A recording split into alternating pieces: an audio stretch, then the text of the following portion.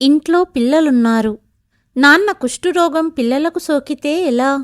అందుకే నాన్నను తీసుకెళ్లి వృద్ధాశ్రమంలో జాయిన్ చేద్దామన్నాడు పెద్ద కొడుకు. ఇలా రోగాలున్న వారిని ఆశ్రమంలో చేర్పించుకోరన్నయ్యా. అయినా చుట్టుపక్కల వాళ్ళు, బంధువులు ఏమనుకుంటారు అన్నాడు చిన్న కొడుకు. అందుకే కర్ర విరగకూడదు, కానీ పాము చావాలి. అలాంటి సలహా నేను చెబుతాను అని ఇంటి చిన్న కోడలు చెప్పిన సలహా విని అక్కడున్న అన్నా తమ్ముళ్లకు కాళ్ల కింద భూకంపం వచ్చినంత పనయ్యింది. నిద్రపోతున్నాడనుకున్న తండ్రి గదిలో నుండి వీళ్ల మాటలు విన్నాడు. ఆ తరువాత తండ్రి తీసుకున్న నిర్ణయంతో కోడళ్లకు పట్టపగలే చుక్కలు కనపడ్డాయి. అందరికీ నమస్కారం. తెలుగు వాయిస్ ఛానల్కి స్వాగతం. ఈనాటి మన కథ వృద్ధాప్య చివరి కోరిక. రాత్రి 9 గంటల సమయంలో నిర్మానుష్య రోడ్డు మీద 70 ఏళ్ల ఒక వృద్ధుడు నడుస్తూ వెళ్తున్నాడు. అతని కాళ్ళు వణుకుతున్నాయి. ఊపిరి తీసుకోవడం కూడా ఇబ్బందిగా ఉంది అతనికి. కానీ ఎవరన్నా వెనక వస్తారేమో అని వేగంగా అడుగులు వేస్తున్నాడు ఆ వృద్ధుడు. నడుస్తూ నడుస్తూ మనసులో ఎన్నో ఆలోచనలు. పిల్లల చిన్నప్పుడు తల్లిదండ్రులే వారికి సర్వస్వమవుతారు. కానీ పిల్లలకు వయసు పెరిగే కొద్దీ తల్లిదండ్రులపై ప్రేమకు బదులు వారి మనసుల్లో స్వార్థం పెరుగుతుంది. రాను రాను ఈ స్వార్థం దేనికి దారి తీస్తుందంటే తల్లిదండ్రులను కనీసం మనుషులుగా కూడా చూడరు. సావిత్రి మరణించాక ఒక తండ్రిగా నేను నా పిల్లల కోసం నా జీవితాన్ని త్యాగం చేశాను. వారి కోరికలను తీర్చడం కోసం నా కోరికలను చంపుకున్నాను. ఇద్దరినీ శక్తికి మించి చదివించి వాళ్ళ కాళ్లపై వాళ్ళు నిలబడేలా చేశాను. కానీ ఇప్పుడు ఒక స్థాయికి వచ్చాక వృద్ధుడైన ఈ తండ్రి వారికి భారమయ్యాడు. నన్ను చంపాలని చూస్తున్నారు అని గోపాలరావు గారు ఆలోచిస్తూ కన్నీరు మున్నీరుగా విలిపించారు. అతని కళ్ళు కన్నీటితో నిండడం వలన రోడ్డు కనిపించడం లేదు. కాసేపు ఆగి తన కండువాతో కళ్ళు తుడుచుకున్నాడు. మళ్ళీ మధ్యాహ్నం తన కొడుకు కోడళ్ల మాటలు గుర్తుకు వచ్చాయి గోపాలరావు గారికి. ఇంత ఆలోచించనవసరం లేదు, తీసుకెళ్ళి వృద్ధాశ్రమంలో చేర్పించేద్దాం, ఆయన తలనొప్పి తగ్గుతుంది అన్నాడు చిన్న కొడుకు వికాస్. అరే వికాస్, నాకేమీ అర్థం కావడం లేదు. అతన్ని వృద్ధాశ్రమంలో చేర్పించాక చుట్టుపక్కల తెలిసిన వారు, బంధువులు ఏమనుకుంటారు? అందరూ ఇద్దరు కొడుకులుండి కూడా దండగా ఛీ అంటారు. కానీ అన్నయ్య, నాన్నకు వచ్చింది మామూలు జబ్బు కాదు, కుష్ఠురోగం. ఇంట్లో పిల్లలున్నారు. నాన్న ద్వారా పిల్లల్లో ఎవరికన్నా రోగం సోకితే అందుకే ఆయన్ని వృద్ధాశ్రమంలో వదలడమే కరెక్ట్ అన్నాడు వికాస్. కానీ వికాస్, వ్యాధి ఉంది కాబట్టి నాన్నను వృద్ధాశ్రమం వాళ్ళు కూడా జాయిన్ చేసుకోరనుకుంటా అన్నాడు పెద్ద కొడుకు రాజు. అన్నయ్య, ఒకసారి తీసుకెళ్లి ఆశ్రమంలో వదిలేద్దాం. ఆ తర్వాత ఆశ్రమం వాళ్ళు నాన్నను ఆశ్రమంలో పెట్టుకుంటారా లేదా అనేది వాళ్ళిష్టం. ఒకవేళ ఆశ్రమంలో పెట్టుకోకపోతే రోడ్డు మీద ఉంటాడు అన్నాడు వికాస్. కానీ వృద్ధాశ్రమం వారు అతన్ని జాయిన్ చేసుకోకపోతే ఖచ్చితంగా మనకే ఫోన్ చేస్తారు. అప్పుడు మళ్ళీ మనకే చుట్టుకుంటుంది ఆ దరిద్రం. అందుకే కర్ర విరగకూడదు, కానీ పాము చావాలి. అలాంటి ఐడియా ఆలోచించాలి అన్నది చిన్న కోడలు. నీ ఉద్దేశం ఏంటి సౌమ్య? అడిగింది పెద్ద కోడలు లత చిన్న కోడలు సౌమ్యని. అక్క, మామగారితో ఆస్తి పేపర్లపై సంతకాలు పెట్టించి ఆయన్ని శాశ్వతంగా వదిలించుకుందాము, కళ్ళు పెద్దవి చేస్తూ అన్నది సౌమ్య. సౌమ్య మాటలకు ఒక్కసారిగా నిశ్శబ్ద వాతావరణం అలుముకుంది అందరిలో. కాసేపటికి నలుగురు ఇంకాస్త మెల్లగా మాట్లాడుకున్నారు. ఆ సమయంలో గోపాలరావు గారికి వారి మాటలు వినపడలేదు. నిజానికి కొడుకులు కోడళ్ళు గోపాలరావు గారు నిద్రపోతున్నారు అనుకున్నారు. కానీ పక్క గదిలో మాట్లాడుతున్న కొడుకు కోడళ్ల శబ్దాలు వినిపిస్తూనే ఉన్నాయి అతనికి. అందరి మాటలు విన్న గోపాలరావు గారికి వణుకు పుట్టింది. చివరికి సొంత కొడుకులు తండ్రిని చంపాలని ఎలా అనుకున్నారు? తన చెవులని తనే నమ్మలేకపోతున్నారు. ఇదంతా ఒక కలలాగా అనిపించింది అతనికి. కానీ ఇదంతా కల కాదని తొందరగానే తెలుసుకున్నారు. సమయాన్ని వేస్ట్ చెయ్యకుండా వెంటనే ఒక బ్యాగ్ తీసుకుని కొన్ని బట్టలు మరియు ఆస్తికి సంబంధించిన పత్రాలు పెట్టుకొని ఎవరూ తనని చూడని సమయంలో ఇంటి నుండి పారిపోయారు గోపాలరావు గారు. ఇంటి నుండి పారిపోయిన గోపాలరావు గారి జీవితం ఎలాంటి మలుపు తిరిగింది? సినిమాల్లో నటించాలనే అతని కోరిక తీరిందా లేదా? తరువాతి కథలో తెలుసుకుందాము. కొడుకుల మాటలు తనను గుణపంలా గుచ్చుకుంటున్నాయి. కన్నీళ్లతో రోడ్డు మీద నడుస్తూ చూసుకోకుండా ఒక రాయి తట్టుకొని కింద పడిపోయారు గోపాలరావు గారు. చేతిలోని బ్యాగ్ కాస్త దూరంలో పడిపోయింది. ముఖానికి మోకాళ్లకు దెబ్బలు తగిలాయి. అతనికి చాలా నొప్పిగా ఉంది.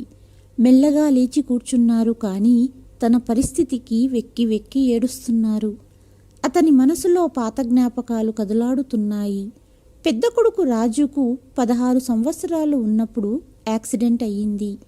డాక్టర్ ఆపరేషన్ చేయటానికి 50,000 రూపాయల దాకా అవుతుంది అన్నారు. కానీ ఒక సామాన్య రైతైన గోపాలరావు వద్ద అంత డబ్బు లేదు. కానీ కొడుకును బ్రతికించుకోవాలని ఊరి సర్పంచ్ వద్దకు వెళ్ళి ఇంటి కాగితాలు పెట్టి డబ్బు బాకీ చేసి ఆపరేషన్ చేయించారు గోపాలరావు గారు. కొడుకు ఆపరేషన్ సమయంలో రక్తం ఎక్కించాల్సి ఉందనటంతో తన రక్తాన్ని ఇచ్చారు గోపాలరావు గారు. ఆపరేషన్ సక్సెస్ అయ్యిందని డాక్టర్ చెప్పాక ఊపిరి పీల్చుకున్నారు. ఆ తర్వాత జమీందారు బాకీ చెల్లించటానికి చాలా కష్టపడవలసి వచ్చింది. వేరొకరి భూమిని కూడా సాగు చేయడానికి ఒప్పందం కుదుర్చుకుని చాలా కష్టపడి 1 సంవత్సరానికి సర్పంచ్ బాకీ తీర్చగలిగారు గోపాలరావు గారు. అక్కడితో ఆగకుండా పిల్లల భవిష్యత్తు కోసం మరింత కష్టపడ్డారు. ఇప్పుడు ఇద్దరినీ ఒక ఉన్నత స్థానంలో నిలబెట్టారు. నా బాధ్యతగా పిల్లల జీవితాలను తీర్చిదిద్దాను. కానీ కొడుకులు తమ తండ్రిని అని ఆలోచిస్తూ వెక్కి వెక్కి ఏడుస్తున్నారు. అంతలో ఏమైంది పెద్దాయనా, చాలా ఆందోళనగా ఉన్నావు? అటుగా వెళ్తున్న ఒక ఆటో డ్రైవర్ గోపాలరావు గారిని అడిగాడు. దప్పిగగా ఉంది అని సమాధానమిచ్చారు గోపాలరావు గారు. వెంటనే తన వద్ద ఆటోలో ఉన్న నీళ్ల బాటిల్ గోపాలరావు గారికి ఇచ్చాడు అతను. పెద్దాయనా, ఎక్కడికన్నా వెళ్ళాలా? నేను వదులుతాను అని అన్నాడు ఆటో అతను. నన్ను దగ్గరలోని బస్టాప్ వద్ద వదులు అన్నారు గోపాలరావు గారు. సరే, ముందు నీళ్లతో తగిలిన దెబ్బలు క్లీన్ చేసుకో అంటూ అక్కడే కింద పడిపోయిన బ్యాగ్ను ఆటోలో పెట్టాడు ఆటో అతను. చేతి సహాయంతో గోపాలరావు గారిని మెల్లగా ఆటోలో కూర్చోబెట్టాడు. కాసేపటికి బస్టాప్ వద్ద గోపాలరావు గారిని వదిలి ఆటో అతను వెళ్ళిపోయాడు. చాలాసేపు ఒంటరిగా బస్టాప్ వద్దనే కూర్చున్నారు గోపాలరావు గారు. నేనెందుకు చావాలి? అసలు నా తలరాతను మార్చడానికి నా కొడుకులు ఎవరు? ఒకప్పుడు నాగలి పట్టి పొలం దున్నాను. నా వృద్ధాప్యం తలెత్తుకొని బ్రతుకుతాను. నా భవిష్యత్తు గురించి నేనే నిర్ణయం తీసుకుంటాను అనుకున్నారు. ఇక్కడి నుండి ఎక్కడికి వెళ్ళాలి అని ఆలోచించారు గోపాలరావు గారు. అంతలోనే ఒక బస్సు అతని ఎదురుగా వచ్చి ఆగింది. తరువాతి జీవితం విధి చేతుల్లో పెట్టి బస్సు ఎక్కారు గోపాలరావు గారు. కాసేపటికి కండక్టర్ గోపాలరావు వద్దకు వచ్చి, పెద్దాయనా, ఎక్కడికి వెళ్ళాలి అని అడిగాడు. బాబూ, ఎక్కడికి వెళ్ళాలో తెలియటం లేదు. ఈ బస్సు చివరిగా ఎక్కడ ఆగుతుందో అక్కడికి టికెట్ ఇవ్వు అన్నారు గోపాలరావు గారు. ఈ విధంగా గోపాలరావు గారు తన జీవితంలో కొత్త ప్రయాణాన్ని మొదలుపెట్టారు. మరోవైపు గోపాలరావు గారు ఇంట్లో లేరని తెలిసి తండ్రిని వెతికే పనిలో పడ్డారు అందరూ. చుట్టుపక్కల వారిని అడుగుతూ బంధువులను, స్నేహితులకు ఫోన్లు చేశారు. కానీ గోపాలరావు గారి ఆచూకీ తెలియలేదు. నిజానికి తండ్రి నుండి వాళ్ళు కూడా విముక్తులవ్వాలనుకున్నారు. కానీ ఆస్తి తమ పేరున రాయించుకున్నాక ఆ పని చెయ్యాలనుకున్నారు. అందుకే ఆస్తి కోసం తండ్రిని వెతుకుతున్నారు.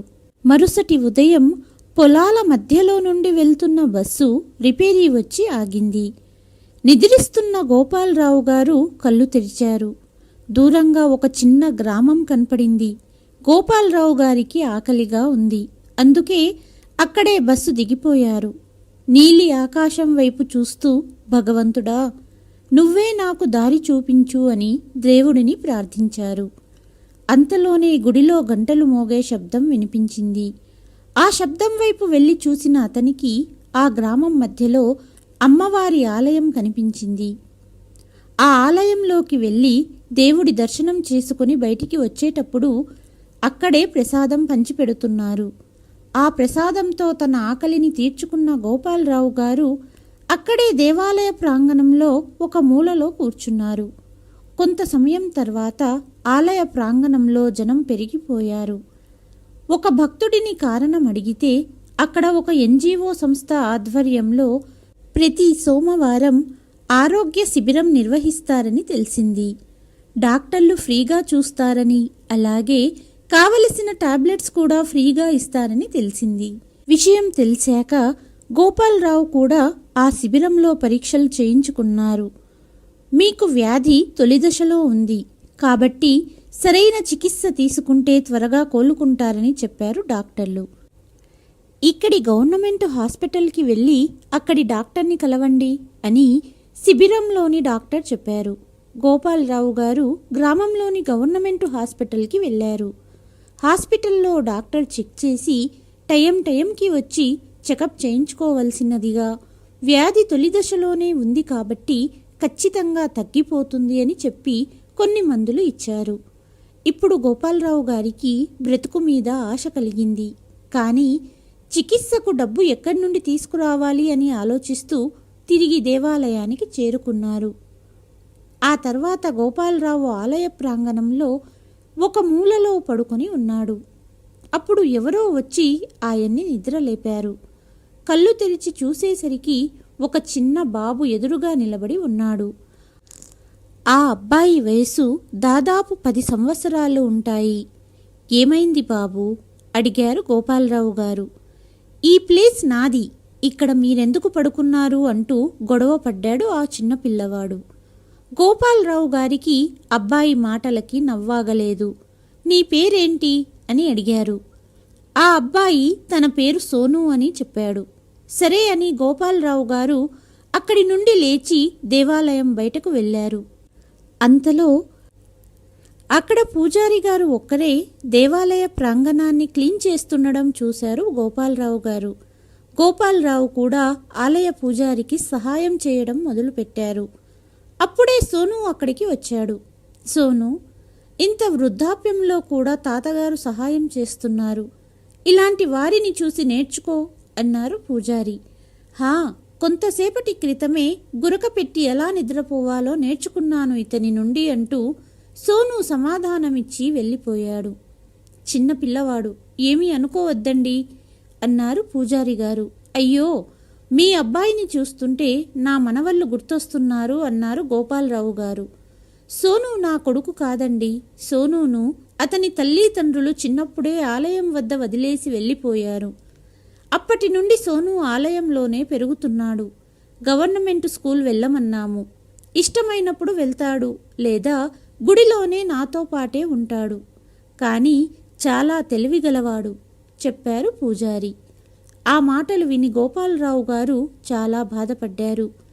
విధి ఎంత విచిత్రము! ఒకవైపు కొడుకులు తండ్రి భారమయ్యాడని చంపడానికి చూస్తున్నారు, మరోవైపు కొడుకు భారమయ్యాడని గుడిలో వదిలేశారు అని ప్రపంచంలో క్రూరత్వం పెరిగిపోయిందనడానికి నిదర్శనం ఇలాంటి ఘటనలే అనుకున్నారు. సమయం మధ్యాహ్నం 2 గంటలు. గోపాలరావు గారికి ఆకలితో కడుపులో నొప్పిగా ఉంది. దగ్గరలోని డాబాలో భోజనం చేయటానికి వెళ్ళారు. కానీ అది నాన్ వెజ్ హోటల్ అని అతనికి తెలియదు.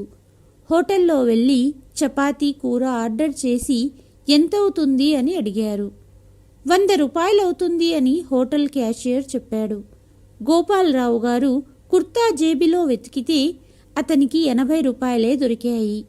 తినడానికి డబ్బు సరిపోదు అని గోపాలరావు గారు తిరిగి దేవాలయానికి వెళ్ళారు. అంతలో గోపాలరావును హోటల్లో చూసిన సోను పరిగెత్తుకుంటూ పూజారి వద్దకు వచ్చి, పూజారి గారు, అతను మాంసం తిని గుడికి వస్తున్నాడు అని అబద్ధం చెప్పాడు. ఇది విన్న పూజారి గోపాలరావు గారిని ఆలయం నుండి బయటకు వెళ్ళమని చెప్పాడు. గోపాలరావు గారు మాంసం తినలేదని చెప్పినా పూజారి వినలేదు. గోపాలరావు గారు గుడి నుండి బయటికి వచ్చారు. ఇప్పుడెక్కడికి వెళ్ళాలి అని ఆలోచిస్తూ అడుగులు వేస్తున్నారు. అంతలో కాస్త దూరంలో ఒక పొలంలో ధాన్యం మొక్కలు నాటుతుండడం చూశాడు. అక్కడే యజమాని రైతులకు ఆదేశాలిస్తూ నిలబడ్డాడు. అది గమనించిన గోపాలరావు గారు మొదటి నుంచి అనుభవం ఉంది కాబట్టి యజమాని వద్దకు వెళ్ళి, బాబూ, ఒకే చోట 2-3 మొక్కల కంటే ఎక్కువ నాటకూడదు. అలాగే మొక్కల మధ్య 25 సెంటీమీటర్ల దూరం ఉండేట్టు చూసుకోవాలి. ఇలా కొన్ని జాగ్రత్తలు పాటించడం వలన పంట చాలా బాగుంటుంది అన్నారు గోపాలరావు గారు. ఇది విన్న యజమాని, పెద్దాయనా, చాలా అనుభవం ఉన్నవాడిలా మాట్లాడుతున్నావు. ఎక్కడుంటావు అని అడిగాడు. ఉండడానికి ఇల్లు లేదు అన్నారు గోపాలరావు గారు. అవునా, నా పొలంలో పని చేస్తావా అడిగాడు యజమాని. తప్పకుండా చేస్తాను, కానీ మునుపటిలా పరిగెత్తుతూ పనులు చెయ్యలేను అన్నారు గోపాలరావు గారు. పెద్దాయనా, నీ పని కేవలం పనివాళ్లతో పనులు చేయించు, చాలు, రోజుకు 500 రూపాయలు ఇస్తాను అన్నాడు అతను. సంతోషంగా గోపాలరావు గారు ఆ రోజు నుండే పని చేయటం మొదలుపెట్టారు. సాయంత్రం ఎప్పుడైతే డబ్బులు చేతికొచ్చాయో అప్పుడు ఓ శాకాహార రెస్టారెంట్ వెళ్ళి భోజనం చేశారు. భోజనం చేసి తిరిగి పొలం వద్దకు వచ్చారు గోపాలరావు గారు. పడుకోవడానికి ఇల్లు లేదు కాబట్టి గోపాలరావు గారు పొలం దగ్గరలో పక్కనే ఉన్న గడ్డిపై పడుకున్నారు. ఇక ఇప్పుడు ప్రతిరోజు ఇదే విధంగా జరుగుతూ వచ్చింది. అప్పటి నుండి సమయానికి మందులు వేసుకోవటం, సమయానికి మంచి ఆహారం తినడం వలన గోపాలరావు గారి ఆరోగ్యం మెరుగుపడింది. ఒకరోజు గుడిలో ఎంక్వైరీ చేయటానికి కొందరు అధికారులు వచ్చారు. గుడి వ్యవహారాలు చూసుకునే మధుని పిలిచి గుడి విషయమై చాలా అవకతవకలు జరుగుతున్నట్టు తెలిసింది. గుడికి సంబంధించిన లెక్కలు చూపెట్టమన్నారు. అంతలో సోను ఇలా అన్నాడు, సార్, మీకు ఎవరో తప్పుడు సమాచారం ఇచ్చారు. మా అంకుల్ మధు ప్రతిరోజు గుడిలో వచ్చే డబ్బులు ఇంటికి తీసుకెళ్లి లెక్కపెట్టి మరుసటి రోజు తెచ్చి హుండీలో వేస్తారు అని చెప్పాడు. సోను మధుకి సహాయం చేస్తున్నాడు అనుకున్నాడు, కానీ అందరి ముందు నిజాన్ని బయటపెట్టాడు. మీపైన యాక్షన్ తీసుకుంటాము అని మధుతో చెప్పి ఎంక్వైరీ ఆఫీసర్స్ వెళ్ళిపోయారు. కానీ సోను నిజాన్ని చెప్పాడని మధు సోనును చాలా కొట్టాడు. పూజారి ఎంత అడ్డుపడినా మధు వినలేదు. సోనును గుడి నుండి బయటికి నెట్టి ఇక నుంచి ఈ చుట్టుపక్కల్లో కనిపిస్తే చంపేస్తాను అని బెదిరించాడు. సోను తన బ్యాగ్ తీసుకుని ఏడుస్తూ వెళ్ళిపోయాడు. సోనుకి ఎవ్వరూ లేరు. ఇప్పుడు ఎక్కడికి వెళ్తాడు? ఏడుస్తూ వెళ్తున్న సోను కాస్త దూరం వెళ్ళాక ఒక పొలం గట్టు మీద కూర్చొని ఏడుస్తున్నాడు.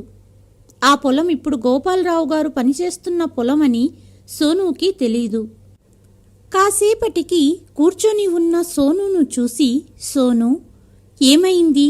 ఎందుకు ఇంత బాధగా ఉన్నావు అని అడిగాడు. తాతయ్య, మీరిక్కడా? నేను చేసిన తప్పుకు దేవుడు నన్ను శిక్షించాడు. పూజారి అంకుల్కు మీ గురించి అబద్ధం చెప్పి మిమ్మల్ని దేవాలయం నుంచి బయటికి పంపించాను కదా.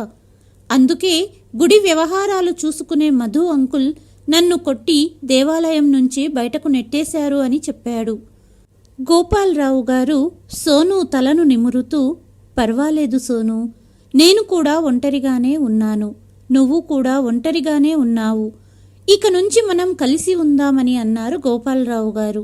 వెంటనే సోను గోపాలరావు గారిని హత్తుకున్నాడు. అప్పటి నుంచి ఇద్దరూ కలిసి ఉంటున్నారు. తాతయ్య, నిన్ను ఎప్పుడూ అడగలేదు, అసలు నువ్వెవరు? నీకంటూ కుటుంబం, పిల్లలు లేరా? కుటుంబం గురించి వినగానే గోపాలరావు గారి కళ్ళు చెమర్చాయి. చెప్పుకోవడానికి పెద్ద కుటుంబమే ఉంది. 2 కొడుకులు, కోడళ్ళు, మనుమలు, మనుమరాళ్ళు. కానీ నా అని చెప్పుకోవడానికి ఎవ్వరూ లేరు. నా కొడుకులే నన్ను ఇంటి నుండి గెంటేయాలనుకున్నారు. అందుకే ఇంటి నుండి పారిపోయి ఇక్కడికి వచ్చాను అంటూ గోపాలరావు గారు బాధపడ్డారు. తాతయ్య, ఇలా బాధపడితే ఎలా? నన్ను చూడండి. నా తల్లి తండ్రి నన్ను చిన్నప్పుడే వదిలేశారు. అసలు నా తల్లి తండ్రి ఎలా ఉంటారో చూడనే లేదు. నేను ఎప్పుడూ బాధపడలేదు. మరి మీరెందుకు ఇంత బాధపడుతున్నారు?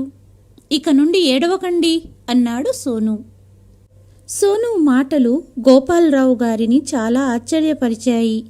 ఇంత చిన్న పిల్లవాడి మాటలు ఎంత ధైర్యాన్నిస్తాయి అనుకున్నారు మనసులో. ఆ రాత్రికి ఇద్దరూ పొలం పక్కనే ఉన్న గడ్డిలోనే పడుకున్నారు. మరుసటి ఉదయం పొలం యజమాని సహాయంతో కొన్ని ఇటుకలు, ఒక తలుపు కొని పొలం పక్కనే ఒక చిన్న గదిని కట్టుకున్నారు. అప్పటికే సాయంత్రం అయ్యింది. యజమాని మళ్ళీ గోపాలరావు వద్దకు వచ్చాడు. పెద్దాయనా, ఇంకేమన్నా సామాను కావాలంటే చెప్పండి, నేను తెప్పిస్తాను అన్నాడు. మా కోసం ఇంత చేశావు. ఇద్దరము ఉండడానికి ఒక గది తయారయ్యింది. ఇంకేమీ వద్దు అన్నారు గోపాలరావు గారు. అప్పటి నుండి ఇద్దరూ సంతోషంగా ఉండేవారు. ఒకనాడు, తాతయ్య, వృద్ధాప్యం వచ్చాక దేవుడు వద్దకు వెళ్ళిపోతారట కదా, నేను విన్నాను. మీరు కూడా ముసలివారవుతున్నారు అంటే మీరు కూడా భగవంతుడి వద్దకు వెళ్ళిపోతారా? కానీ అంతకు ముందే మీకేమన్నా కోరికలుంటే నాతో చెప్పండి అడిగాడు సోను. చిన్న పిల్లవాడయ్యుండి నా గురించి ఇంత ఆలోచిస్తున్నాడు.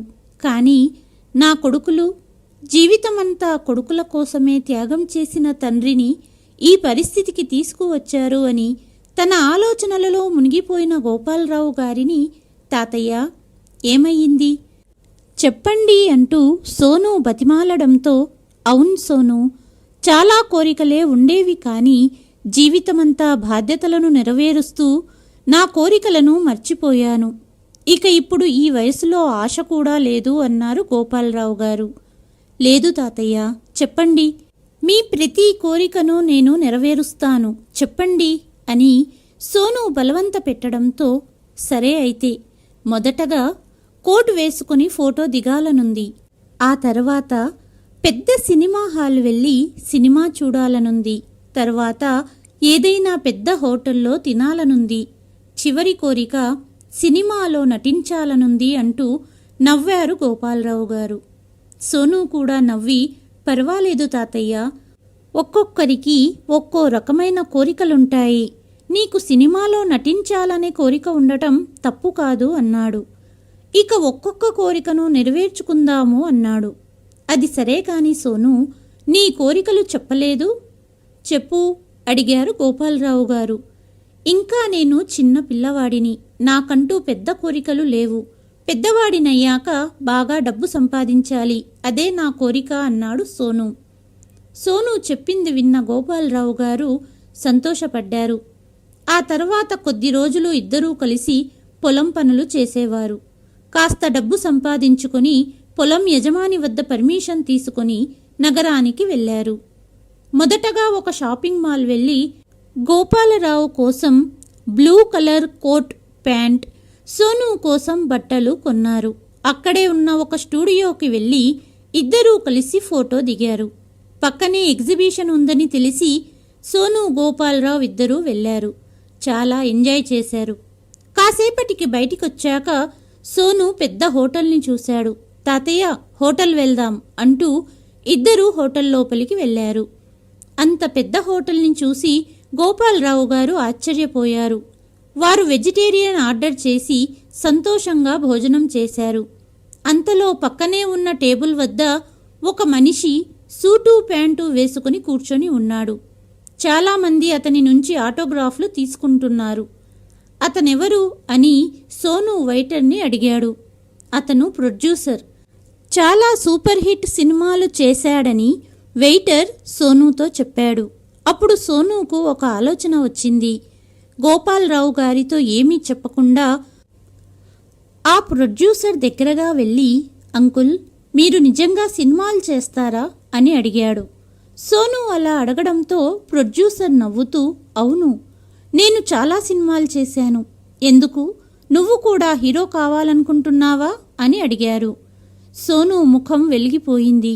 గోపాలరావు గారిని చూపిస్తూ, అంకుల్, ఇతను నా తాతయ్య. ఆయనకు సినిమాల్లో నటించాలనే కోరిక ఉంది. నేను అతని కోరికను నెరవేర్చాలనుకుంటున్నాను. మీరు ఆయనకు మీ సినిమాలో ఒక చిన్న పాత్ర ఇస్తే చాలా బాగుంటుంది అని అడిగాడు. ప్రొడ్యూసర్ కాస్త ఆలోచించి, ఈ వయసు వారి కోసం నా తరువాతి సినిమాలో ఒక చిన్న పాత్ర ఉంది. అది ఒక రైతు పాత్ర. ఆ పాత్రకు నిజంగా ఒక రైతులా కనిపించే వ్యక్తి కావాలి అని అన్నాడు ప్రొడ్యూసర్. సోను ఆనందంతో, అంకుల్, మా తాతయ్య రైతు. ఆయన ఎప్పుడూ ధోతీ కుర్తా మాత్రమే వేస్తారు. నేను చెప్పడం వలన ఈరోజు ఆయన కోటు ప్యాంటు వేసుకున్నారు అని చెప్పాడు. అవునా అని ప్రొడ్యూసర్ తన విజిటింగ్ కార్డు ఇస్తూ రేపు సెట్కి రావాలని చెప్పాడు. సోను ఆనందంతో గోపాలరావు దగ్గరికి వెళ్ళి జరిగినదంతా చెప్పాడు. గోపాలరావు కూడా చాలా సంతోషించారు. ఆ రాత్రికి ఇద్దరూ ఒక పార్కులో గడిపారు. మరుసటి రోజు ఇద్దరూ సెట్కి వెళ్లారు. గోపాలరావును ధోతీ కుర్తాలో చూసి ప్రొడ్యూసర్ దగ్గరగా పిలిచారు. కొన్ని డైలాగులు చెప్పి ఒక సీన్ని తీశాడు. మళ్ళీ రేపు అదే సమయానికి రావాలని చెప్పాడు. సాయంత్రం అయ్యింది. గోపాలరావు గారిని మాల్లో చిరంజీవి గారి సినిమాకు తీసుకెళ్లాడు సోను. గోపాలరావు గారికి ఇదంతా ఓ కలలా అనిపిస్తుంది. ఆ మరుసటి రోజు మళ్ళీ సెట్కి వెళ్లారు.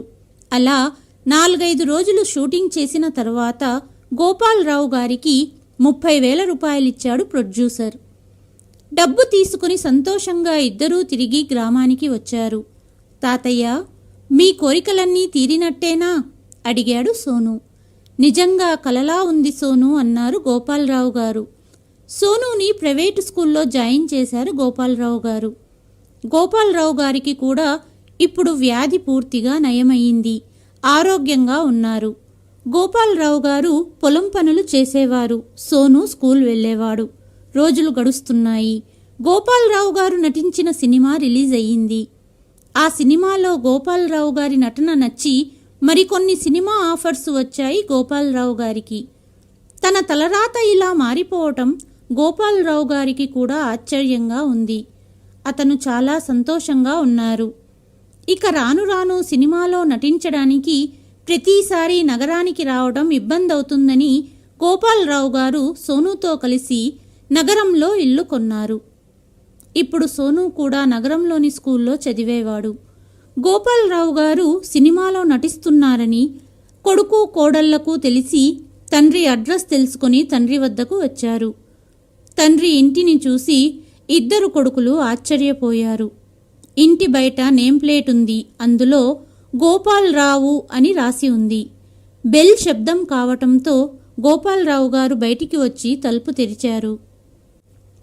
తండ్రిని చూసి, నాన్న, నిన్ను ఎక్కడెక్కడో వెతికాము తెలుసా?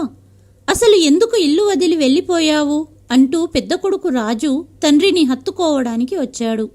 కానీ గోపాలరావు గారు కాస్త వెనక్కి జరిగారు. నాకు తెలుసు నువ్వెందుకు నా కోసం వెతుకుతున్నావో. మీరు నా కోసం కాదు, ఆస్తి కోసం నన్ను వెతికారు. ఇప్పుడు కూడా ఆస్తి కోసం నన్ను వెతుక్కుంటూ వచ్చారు అన్నారు గోపాలరావు గారు. తండ్రి నుండి ఇలాంటి సమాధానం విని ఇద్దరికీ చెమటలు పెట్టాయి. లేదు నాన్న, ఎందుకిలా మాట్లాడుతున్నావు? మాకు దేవుడితో సమానం నువ్వు అన్నాడు చిన్న కొడుకు వికాస్.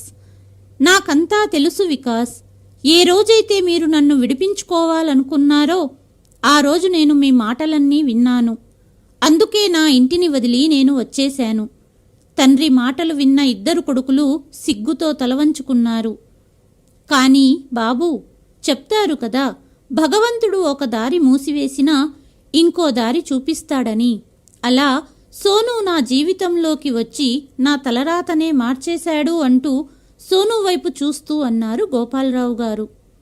కానీ నాన్న, సొంత కొడుకులను వదిలి దారిలో పోయే వాళ్ళని సొంతమంటున్నావా అన్నారు కొడుకులు. సోను గురించి ఇంకొక మాట మాట్లాడినా జాగ్రత్త. నా ప్రాణం సోను అన్నారు గోపాలరావు గారు. ఇంకొక మాట, ఏ ఆస్తి గురించి నన్ను వెతుక్కుంటూ వచ్చారో అదంతా నా కష్టార్జితం. అందులో నుండి ఒక్క పైసా కూడా మీకు చెందదు. ఏ తండ్రినైతే మీరు కాదనుకున్నారో అలాంటి మీకు ఆస్తిలో వాటా అడిగే హక్కు లేదు. నా ప్రాపర్టీ మొత్తానికి కేవలం సోనుకి మాత్రమే హక్కు ఉంటుంది. ఇప్పుడు మీరు ఉన్న ఇల్లు కూడా ఖాళీ చెయ్యండి. ఇక మీతో ఎటువంటి సంబంధమూ లేదు, వెళ్ళండి ఇక్కడి నుండి అన్నారు గోపాలరావు గారు. కొడుకులిద్దరికీ వాళ్ళ తప్పు తెలిసొచ్చింది.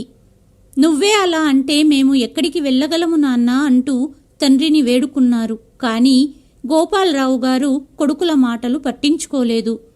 వాచ్మెన్ని పిలిచి వీళ్లను బయటికి గెంటేసేయండి అన్నారు గోపాలరావు గారు. వాచ్మెన్ ఇద్దరినీ బయటికి తోశాడు. ఒక్క మాట వినండి, తండ్రి కొడుకులకు ప్రేమనే పంచుతాడు, కానీ అవసరమైతే గుణపాఠం కూడా నేర్పుతాడు. ఇక వెళ్ళండి అన్నారు. అలాగే వృద్ధాప్యమంటే జీవితం ముగింపు కాదు, కొత్త అధ్యాయంగా మార్చుకోవచ్చని గోపాలరావు నిరూపించారు. ప్రస్తుత సమాజంలో జరిగిన కొన్ని సన్నివేశాల ఆధారంగా ఈ కథను రాయడం జరిగింది. కథ అందరికీ నచ్చిందని భావిస్తున్నాను.